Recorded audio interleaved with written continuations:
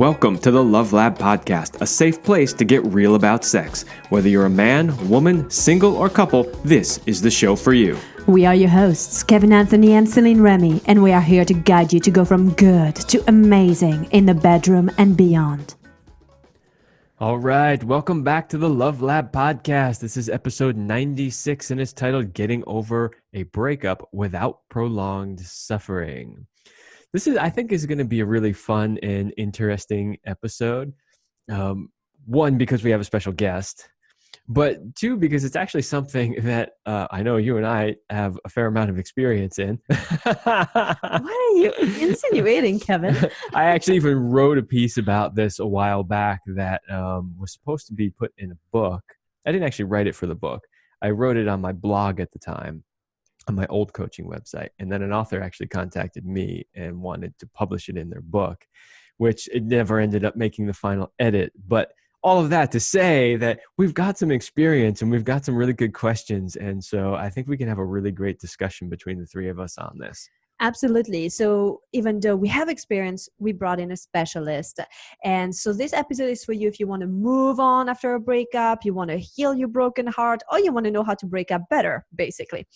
But before we introduce our guest, let's just give a quick shout out to our sponsor, Power and Mastery.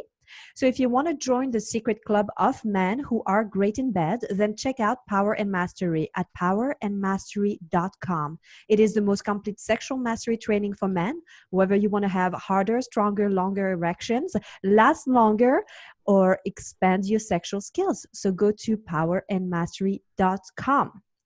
All right, so today we have Devon Loomis here with us. He is the founder of the relationshipcoach.com and is a breakup specialist. He partners with people to help them get through any breakup over any ex and offers them a clear path to finding authentic love.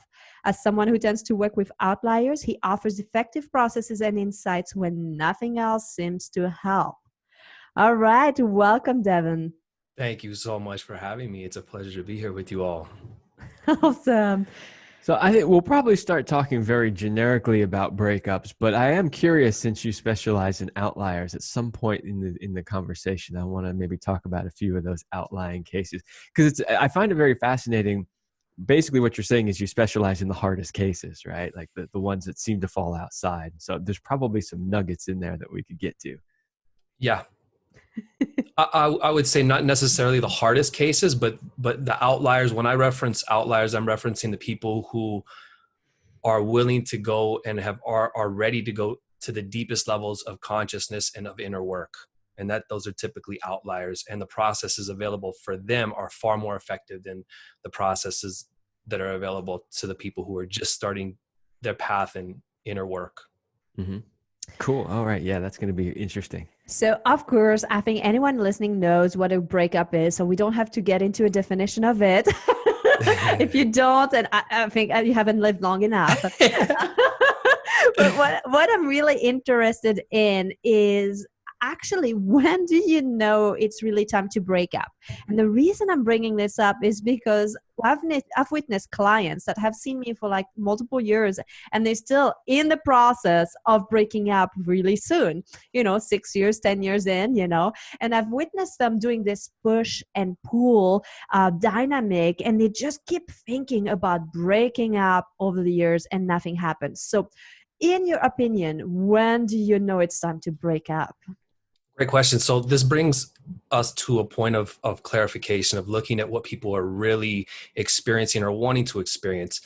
Typically, people talk about they're in relationships, and we're in relation to many different things throughout the day and in our lives. But I think what most of us are looking for is partnership. And if both people are not willing to show up and sit in the discomfort and do the work, this applies to business partnership. This applies to romantic partnership. If the other person, or if we are not willing to show up and sit in the discomfort and work through the issues, there's no longer a partnership.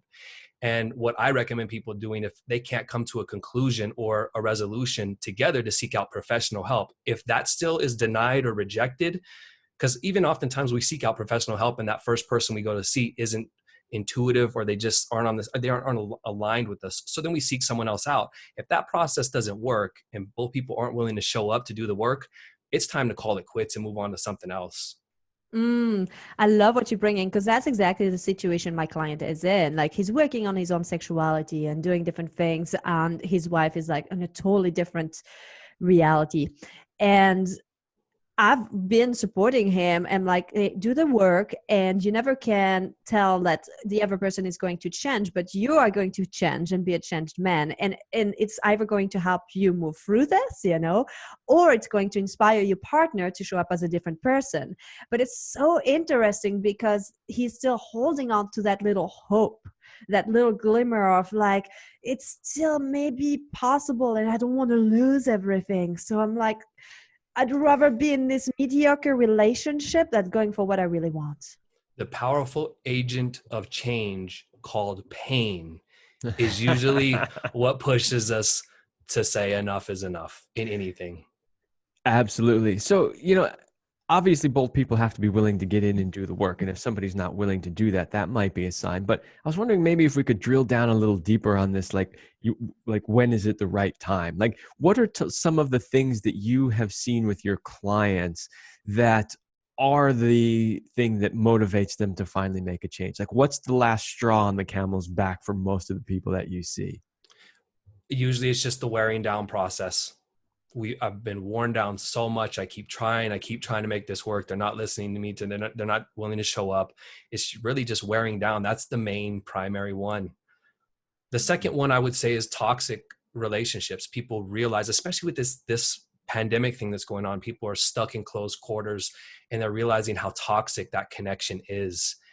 And it's becoming overwhelming in their nervous system, and they're feeling it and experiencing it, and they just start screaming out for help. Mm-hmm. Okay, so that's a great segue you're bringing. So they're realizing their relationship is toxic, and they're like, okay, it's time to break up. Granted, hopefully by the time this episode air, everybody will be out of lockdown and they can take action. But like, what advice do you have for them to help them to start taking action? Once they have the realization, okay, it's time. What advice do you have to take action? Usually that requires support. So a lot of people who reach out to me before I actually start working with them, they've already made a decision that they're ready, but they can't seem to gather the internal strength to make that move. And that's where support is so helpful, whether it's with therapy, counseling, someone like myself. It's really important to get some additional support. Just like when we want to go to the gym and we want to work out and we can't get that motivation. Sometimes in order to get the ball rolling, we need some additional support. So I recommend getting some support. And usually people turn to friends. The problem with that is most of our friends don't offer the best result. I mean, the best advice, even though they have good intentions, right? We did an entire episode on why you should stop taking relationship advice from your friends. Yeah. Yes, it was worth a whole episode because there's too much like bad advice out there. My God. The bad advice we witness even within our own circles is mind-boggling. Isn't it? Yeah. Yeah. And that's our first go-to, right? That's our first go-to. Absolutely. And like we said in that episode on why you shouldn't listen to your friends for relationship advice, it was like, unless your friends are professional coaches or have an outstanding relationship, like, don't even bother, because the models we have, and if they have also bad relationships, it's like they're not going to give you what you need or a different perspective. They're only going to see it from that little like box. Well, plus they're also biased, right? Because it's like, women will go to their best girlfriend, and their best girlfriend's going to take her side. Like, if you're getting advice from somebody, it needs to be somebody who's not biased, somebody who's a neutral third party who can clearly assess the situation and give real feedback, not just tell you what you want to hear. Absolutely. And two things come up for me in that. And one is that our grieving. So one of the first processes that we need, so getting a lot of times people try to get over a breakup, but there's a process we need to go through. And one of the first parts of that process is the grieving process. There was a real loss, and people try to move on too quickly from that, and they don't actually honor the grieving process, tapping in, experiencing those feelings. And our friends usually get tired of hearing us regurgitate this story of all the pain. We get tired and they want us to move on. But the thing that's important is to honor that grieving process and to understand that it's usually going to take longer than our friends and our family think is reasonable. So just get over him. You know? I know. Yeah, great you hear advice. That a lot. Thanks. I'm still processing it. Yeah. So it's so good you're bringing this up, because that was our next question. We kind of want to like take down a breakup and see what are the stages really of a breakup. So obviously grieving is one of them, but if you were like, if there was a step-by-step of a breakup, give us the map. Yeah. What's the typical stages that somebody goes through when they're going through a breakup? Well, the map is one, going through it blind and just banging into walls. The second one is taking the breakup pill. It's a magic pill. It helps you get over everything. You don't ever have to think about anything again. You just take it one night and you're over it the next day. Right. Yeah. So the first thing is making that decision, making the decision that it's over. And usually we need to make that decision every day. Every day that we wake up in the initial phase, whether we did the breaking up, whether even if they didn't offer us clarity or a clear ending, we have to every day decide, you know what, it's over. And then in that, we experience a process of what I call the intense withdrawal phase. And it's like withdrawing from a drug, especially if there was a lot of connection, a lot of sexual chemistry. We have withdrawal of oxytocin, of dopamine, of serotonin, and we're having a real neurochemical withdrawal in addition to the mental attachments, the future tripping, all the projections that are no longer there. They're vanished. This future I have with this person, our sense of security is no longer there. And that creates a very intense withdrawal from that relationship.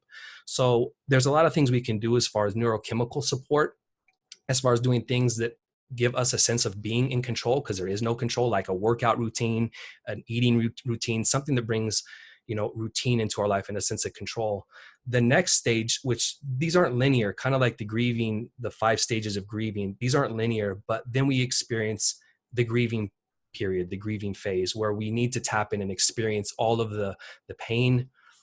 With that comes looking at the relationship, because all relationships, we draw relationships or partnerships into our life to learn certain things. Yeah, to experience life with them and connection and beauty and all these things, but there's deeper life lessons why we draw people into our life.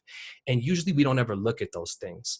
So in order to really find closure, a lot of people have a difficulty with closure, right? It's hard to move on, and we bring the connections and attachments of past relationships into future relationships, because we never really achieved closure. And a part of actually experiencing closure is mining the relationship after it's over, because a lot of times after a relationship, oftentimes we get more out of a relationship after it's over by looking back at the relationship and exploring all of the lessons, all the red flags, all of our triggers, all of the stuff that came up in that relationship that we didn't address, exploring what it was there to teach us, and then integrating that into our experience. And then all of a sudden we find closure, what helps with closure, because we see, oh, this wasn't in vain. My love wasn't in vain. I didn't waste all these years. There was purpose in here. And then we get to the learning stage, which is where we put on the hat of the student, which points back to the episode you guys did about friend relationships, because where were we taught about partnership? We were taught from our parents. And if we weren't taught from our parents, we were taught from our friends, who were also taught from their parents. And how many of them are in deep, authentic, ecstatic, transparent relationships? So if we're looking at them for a model of that, then we're just going to be flying blind. So it's important to, after that, to not just do what the biggest mistake people is to jump into another relationship to try to ease the pain, but to actually go through all these stages and then put on the hat of the student and really learn about deeper, authentic, romantic relationships and sexual space, like what you guys teach, to really do a deep dive and put on that hat of student and learn. Mm-hmm. And then we're ready for something more beautiful, more ecstatic, more transcendent, more tasty and juicy and just healing than anything we've ever experienced when we actually go through the process. Mm-hmm. I like that part that you brought up about the most common mistake that people make, which is to just immediately move on to the next relationship, because we see so many people do that. I've even heard experts recommend the best way to get over somebody is to get under somebody else. Is to get under somebody else. Yeah. So for anyone listening, I literally have my fist against my head, out of frustration from hearing this so often. Yeah, exactly. I mean, we hear it, and I imagine in your line of work, you probably hear that a lot too. Mm-hmm. It's really frustrating hearing it from the experts who recommend that, because that denies the deeper levels of our being that need to be seen and explored. It's just like, let's move on to this physical aspect and ignore all the inner world that's really needs to be addressed.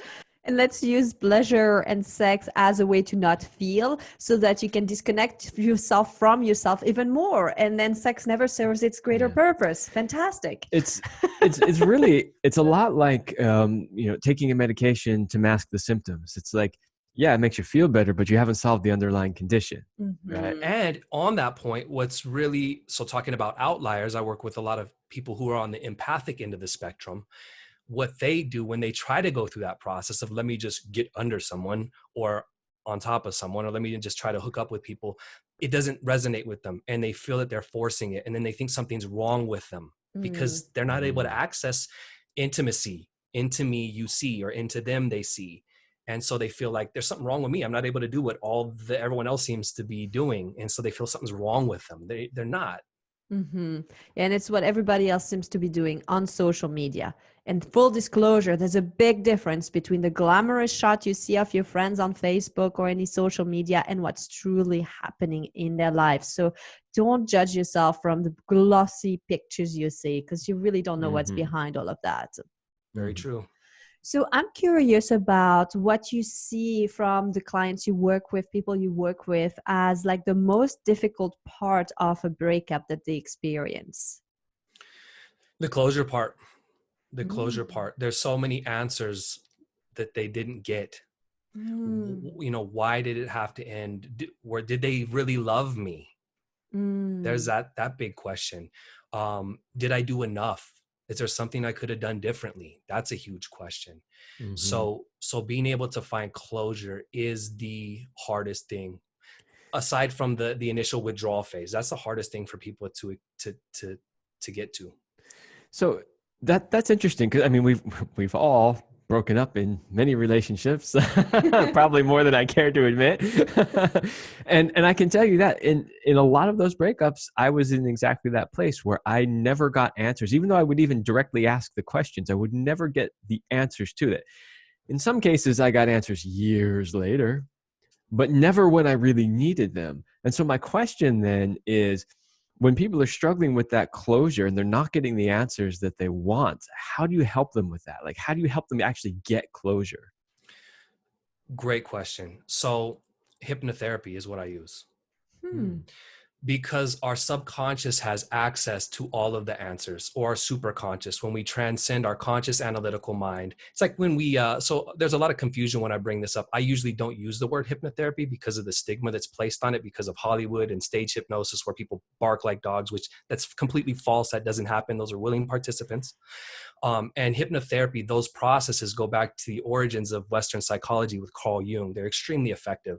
So we have our analytical mind that tries to figure out all of these answers, right? Tries to solve problems, and it can be useful. Then we have our subconscious. So when we are going to say something and we forget what we were going to say, or like, it was just on the tip of my tongue, I forgot what I was going to say, and then we remembered it like 3 a.m. That's because it was still there. It was in our subconscious. It's nothing woo-woo-ish. And then we have our super consciousness, which is where we get into the collective mind field. Well, with hypnotherapy, or what I call interactive meditation, because all it is getting you into a state of meditation, of relaxing the conscious mind. And from that place, the person, the hypnotherapist, or the person facilitating that session has clear access and can interact with the subconscious and superconscious aspects of mind. And when we do that, we are able to ask those questions that we never got answers to. We're able to clearly see why the relationship played out. Every single answer that we have a question to, we're able to get clarity in that situation, in that session, in a hypnotherapy session. That's awesome. I love this. I use a process that's different. I've never been trained in NLP. Kevin is, but for me, it's something that I kind of created. I thought I created it. And then later I learned that it was like part of a process and had a name and all of this. and so the way that I used it is, in a sense, I'm kind of like using hypnotherapy on myself, where what I do is I recreate the scenario and change the outcome. Like I make it the way I wish that it had happened. And so even if it's making up something, it could be like having the closure. So I could witness, like imagine that past boyfriend, like having a discussion with me, telling me it's not your fault, it's me, or whatever, it doesn't really matter. But I do that enough time in my head that I come to a place where I feel complete, where it kind of, there's no difference, right, between the reality of what I created. And that technique has helped me cope in so many different ways, to just kind of like rewrite things. I tend to use it more for myself, like if I didn't say what I wish I would have said, rather than having other people say things to me. But in extreme cases where the person is like having no contact with you or don't want to ever address, like talk to you again, then I think it could be very useful to do something like this, because ultimately it's all for your own process of liberating yourself. You know what's really interesting about that? Two things. One, isn't it interesting how when we just allow process to take place, when we just give ourselves over to just being open, and all of a sudden processes come to us, and then we find out, oh, this is already established. This is part of some bigger thing. It's interesting how that happens, right? Absolutely. So, and the second thing is there's no inherent meaning in life. We're meaning making machines. So something could happen to my friend and they could believe that life is against them and everything is set up for their failure. And the same situation could happen to me, and I might believe it's setting me up for something. It's preparing me for something. So we create that meaning. And so what you're talking about is, yeah, and that's another process I use as well of actually creating the meaning. Why did it end? Well, we can make up the meaning of why it needed to end or why it ended. Oh, yeah. you're dropping truth bombs on the audience there. The meaning of the events that happen in our lives really are the meanings that we give to them. Absolutely. Yeah. Wow, this is huge. So I want to take a 30-second break for a little ad and then continue. We have some more questions for you here, Devin. It's been awesome so far, and I can't wait to continue diving into here. But before, we've got a question for you listening. Are you longing for deeper levels of sexuality coupled with emotional intimacy, spirituality, and just true connection? Then our Sexual Power and Passion VIP program is for you. This next level intimacy coaching for modern couples is designed to help you bring the passion back between the sheets and beyond. This 90-day program is truly for the couple that does not want to live a life of average and wants to be synced up sexually so that they can thrive with more purpose and passion in life. So if you are curious about joining our VIP program, go to CelineRemy.com/passion and you can find more about it. All right, let's dive right back into this, because this is a great discussion. So, and by the way, before I move on to the next question, I know you think you invented that technique. It is straight up out of the NLP manual. I know, but still, I invented it for myself. No, but you know what? Here's what I would say about that I think is very cool, is that yes, in a sense, you did invent it. And what it does is it actually validates the techniques of NLP and hypnotherapy, because they're sort of universal truths. They're things that work, no matter what you call it or who decided to put it into a particular format and brand it and label it and call it something. It's a tool that we all have that works. And I saved myself thousands of dollars having to go through the training to be certified to do what I already knew what to do. All right, so let's move on, because we've got more questions. So the next question that we had on the list was about the most common mistake, but we kind of already covered what the most common mistake people make are. But here's the thing. I know that people make way more than just one mistake. So since we already talked about the most common one, I'm wondering if you could share with the audience some other common mistakes that you see people make when going through a breakup. Oh, and I will add specifically, and this is more for maybe our female audience, what I hear all the time is, I'm trying to get over him and I can't stop thinking about him, or I'm constantly checking on social media what my ex is up to. And so I was kind of hoping, be one of them. I know, I was hoping you might cover a little bit of that. So a couple things. There's two here. I want to address the social media, the reaching out, because that is huge. That's a huge part in everyone's process that I see. But before that, one of the things that I see goes back to the same root issue of why people try to get with someone else, to try to experience some sort of pleasure, to numb themselves. So they'll reach for food, they'll reach for just vegging out on TV all day. And that doesn't feel good by the end of the day or by the evening if you're not doing something productive. So it's really an attempt to numb oneself. And there's many different ways that shows up. The second thing is the social media and the mental reaching. So it's interesting in life, we typically focus on the negative. For some reason, the way that we evolved, we're more prone to focus on the negative. Like, we need to be more aware of the tiger that might eat us. So we tend to focus on the positive. But when it comes to relationships and breakups specifically, we have this thing called positive hindsight bias. And what we do is we look back and remember all of the positive things from the relationship, all of the good stuff, all the good feelings. Oh, I really miss this about them. The reason why is because we're in such deep pain that our mind wants to seek pleasure and escape pain. And so it's looking back to that relationship for all of the positive things. So it can help us it can alleviate that pain. So it's really important to have something. Our mind's going to lie to us. It's not going to present the negatives balanced with the positives. So it's important to write. What I recommend people do is writing down a list of all of the misalignments, all of the bad situations, all the red flags, everything in that relationship that needed to be looked at, so that we have something objective to look at when our mind tricks us and it wants to go check their social media and see. We have something to actually look at, to reference, because our mind's going to do that to us.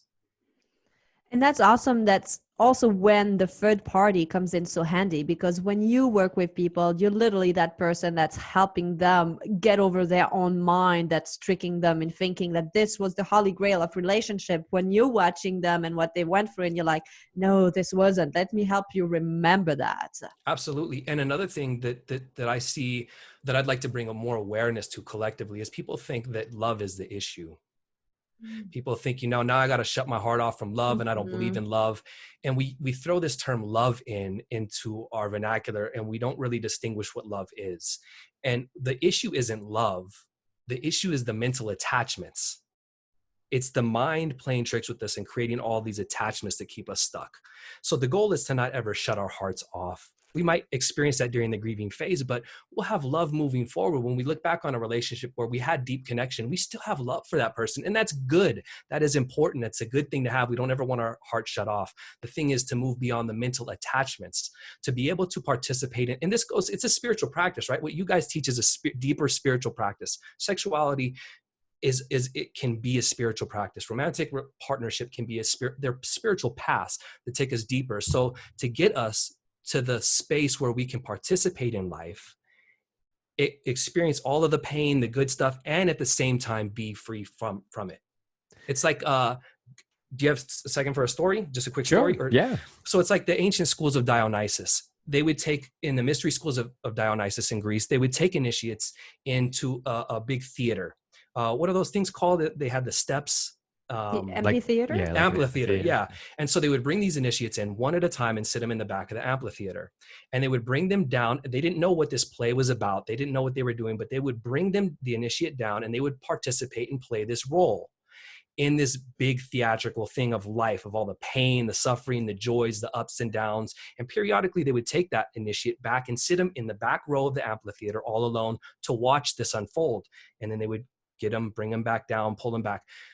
The goal was to help get them to understand that while they were here in this story, participating in it, they also had the option of being free from it and stepping back and being an observer of everything going on at the same time. And I think that that's the deeper meaning, or what everything points to in every spiritual or every self-help, every practice that we're looking at. Mm-hmm. Sorry if I derailed too much. No, not at all. That was great. Well, anytime that anybody can take something from the mystery school and sort of decode it, make it easy for people to understand, that's great, because that knowledge has been occulted for a very, very long time. And the reason is because it's very powerful. So anytime that we can kind of de-occult that and bring that back out into the light where people can actually see it and use it, it's a good thing. So you're both the actor, the observer. I like to always call it like, I'm the director of my movie, my life. Like I literally do that often. Growing up, I would imagine I was like, oh, I'm in a musical right now. So I would go like and sing along, or like, oh, this is my comedy show right now, or like whatever that was. I literally have always understood that I could take both. I could be the spectator, the observer, I could be the participant, and that you also have the ability to switch the channel. if you're not liking the sad story right now, like the drama you're in, you can switch to a comedy or to a documentary or whatever that is, like in a second, because you have that power. Yep, absolutely. All right. So we got a couple more questions here. I want to make sure we get at least a couple of them in before we're out of time here. The next question we had was whether or not you had any tricks to help people speed up the healing process. So I don't have any tricks, Well, but I do have hope. Mhm. Because I oftentimes get people who have been, and I want to make sure that people hear that I'm not trying to put down talk therapy or traditional therapy, because it can be very useful, very helpful. But I oftentimes get clients who have been in therapy for 2 years plus trying to get through a breakup. And I do it in 6 weeks because of the processes of accessing the subconscious mind. And I'm not the only one who does it. So there's plenty of people out here who can help facilitate that, accessing the subconscious mind and moving through it. And when we do that, in anything in life, we get an expedited result. Mm-hmm. Absolutely. Yeah. So it's more about choosing the right process over than trying to go through it too quickly. It's more about like actually turning off your head and starting to listen. In the work I do, it's more like we always talk about the wisdom of the body, but here it's like also the wisdom of your subconscious, like really like that's that switch of turning off again, that mind, that's chatter that's holding us back, and listening to that deeper wisdom. Well, the body's a representation of the subconscious. So when we feel pain, when we feel heartbreak, we feel it in our heart. Why? It's not because our heart is hurt. It's because our subconscious projects it into our body. So yeah, the body has deep wisdom. Mm-hmm. Mm-hmm. Well, and I like, that question was kind of a trick question in the sense that, yes, there may be some techniques that you can use to speed up, like the hypnotherapy. And at the same time, your answer was great, because it's important for people to know that there are no shortcuts. Like, you have to deal with the underlying pain of it before you can move on. Yes. And a lot of what we talked about so far kind of was hinting in that direction, but I wanted to make sure it was made really clear that you can't just shortcut the process, get under somebody else, take a pill, whatever it is, and just, it's all magically better. Well said. So what I'd love to talk about is a term that can come up as like conscious uncoupling, and how it can show up. So now we've looked at the breakup processes. We know everybody goes through that at some point, but like, are there ways to do that better? And what is conscious uncoupling? How do you make that more beautiful? The beauty of the breakup. The beauty of the breakup. So in my adult life, almost all of actually every breakup that I've experienced except for one was what you would call, or what I would call, a conscious uncoupling. And that's where both people, in order to access that space, both people have had to have done some sort of inner work, so that there's not this blame game. It's like, look, we've already sat in the discomfort. We've tried to come together. Our life paths just aren't aligned. We've tried, but this just isn't working. So I wish you well on your journey, and the other person wishes them well. And yeah, that we still have to go through the grieving phase and go through the whole process, but it's a more harmonious thing. Yeah.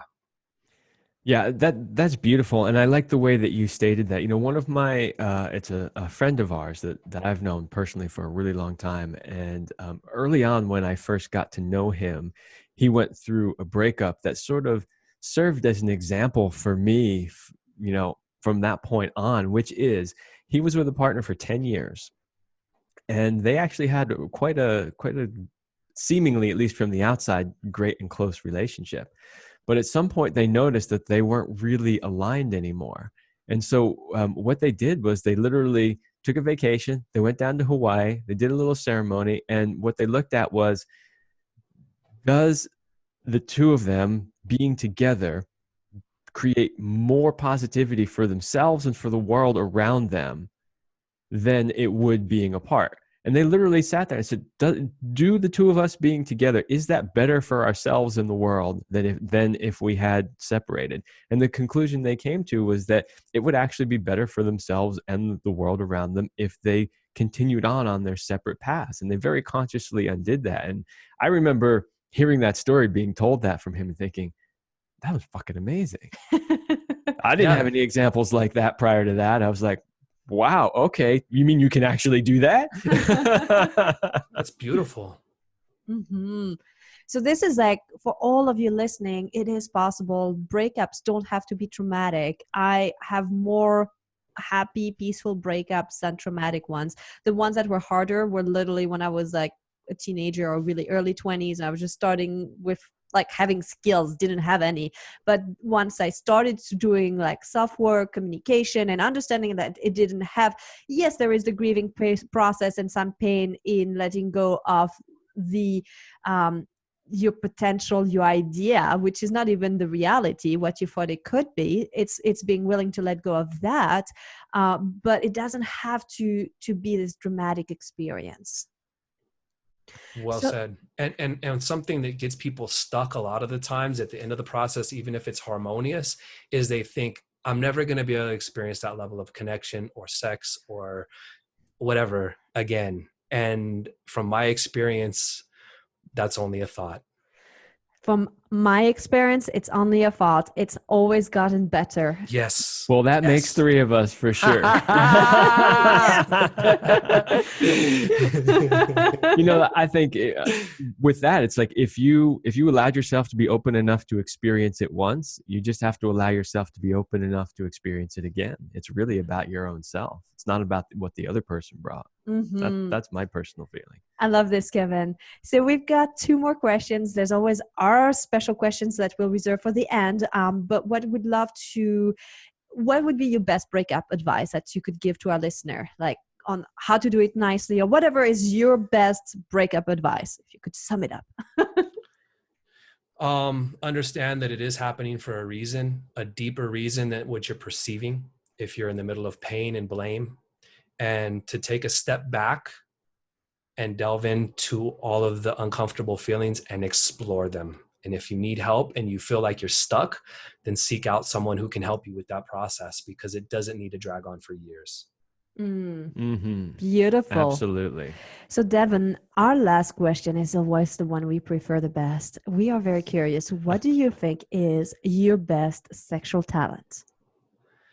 Presence. That's a great answer. So, that's something that a lot of people don't even think about when it comes to sexuality, but we actually have a whole video on it in our Power Mastery course that we promoted at the beginning of this episode, where we really go into deeply what that means and how important it is. Very good skill to have, my friend. Now, you single, Devin? No. Well, sorry, ladies. I know. But it's just trying to help you out there. Well, he still has got a lot of wisdom to share. I know you have a Beyond the Breakup playbook for our listeners that they can find at, let me just double check, therelationshipcoach.com/free, but we'll put also the link in the description below. Please share with our listeners how they can have more of you. So what I do is I offer that free playbook, and what I offer isn't for everyone. Usually I link up with people who are ready to really delve in and do deep work. And so what I do is I set up a free 45-minute call where we explore where you are, I get more context for where you're at in life and the relationship, the breakup. You get a feel for what I do, and we see if there's an alignment there. And if there is an alignment, then we can discuss about working together in the future. And it all starts with just getting that free playbook. Awesome. So again, go to the relationshipcoach.com/free, and you can find more about Devin there. And also I do live video, I go live on Facebook every night on Devon Loomis, DEVONLOOMIS, on my regular page, my business page. And I answer any questions about breakups and higher romantic relationships every night. That's awesome, Devin. Thanks for doing that. This is a great resource. So make sure you tune in and check him out and ask him more questions. This was a fantastic conversation. We got a lot of nuggets and beautiful wisdom being shared. So thank you so much for being here today with us, Devin. And thank you for doing everything that you all do. All right. Thank you, Devin. And thank you, everybody, for listening. That's all the time we have for this episode, and we will see you next week.